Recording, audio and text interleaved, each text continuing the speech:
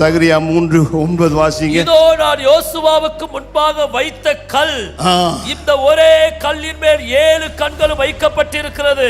இதோ நான் அதன் சித்திர வேலையை நிறைவேற்றி இந்த தேசத்தின் அக்கிரமத்தை ஒரே நாளிலே நீக்கி போடுவேன் என்று சேனைகளின் கர்த்தர் சொல்லுகிறார். பாருங்க, யோசுவாவுக்கு முன்னாடி ஒரு கல் வைக்கப்பட்டிருக்கிறது.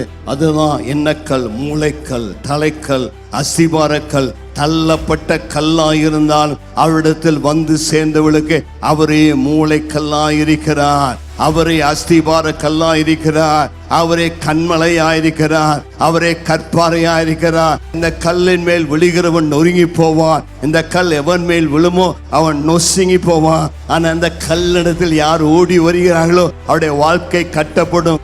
நீங்க தான் என் கண்மலை, நீங்க தான் என் கற்பாறை, நீங்க தான் என் திட அஸ்திபாரம், நீங்க தான் என்னுடைய ஜீவனுள்ள கல், நீங்க தான் பரீட்சித்து பார்க்கப்பட்ட கல், நீங்க தான் வெளியேறப்பட்ட கல், நீங்க தான் ஜீவனுள்ள கல். கர்த்தருக்கு மகிமை உண்டாவதாக.